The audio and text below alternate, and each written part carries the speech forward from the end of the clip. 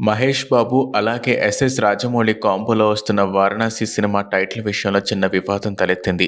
ఇప్పటికే వేరే నిర్మాణ సంస్థ ఈ టైటిల్ రిజిస్టర్ చేసుకోవడంతో తెలుగులో పేరు మార్చాలని ఆలోచిస్తున్నారు. మిగతా భాషల్లో మాత్రం 'వారణాసి' అనే పేరుతో విడుదల చేస్తున్నారు. మహేష్ బాబు అలాగే దర్శకధీరుడు రాజమౌళి కాంబోలో తెరకెక్కుతున్న చిత్రం 'వారణాసి'. ఇది ఇండియన్ సినిమాలోనే భారీ బడ్జెట్తో రూపొందుతుంది. RRR వంటి బిగ్గెస్ట్ బ్లాక్ బస్టర్ తర్వాత 'జక్కన' నుంచి రాబోతున్న ఈ సినిమా కోసం యావత్ సినీ అభిమానులు ఆసక్తిగా ఎదురుచూస్తున్నారు.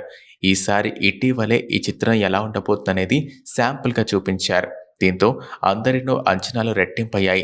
తాజాగా ఈ మూవీ టైటిల్కి సంబంధించి ఓ ఇంట్రెస్టింగ్ న్యూస్ చక్కర్లు కొడుతోంది. 'వారణాసి' సినిమాని భారతీయ సినిమా భాషల్లో పాటుగా ఇంటర్నేషనల్ లాంగ్వేజెస్లో కూడా రిలీజ్ చేయాలని ప్లాన్ చేస్తున్నారు. అయితే తెలుగు టైటిల్ విషయంలోనే ఇబ్బందులు తలెత్తే అవకాశం ఉంది. ఎందుకంటే తెలుగులో వేరే నిర్మాణ సంస్థ రిజిస్టర్ చేసుకుంది. అందుకే ఇప్పుడు మహేష్ బాబు మూవీ టైటిల్లో చిన్న మార్పు చేయాలని భావిస్తున్నారు.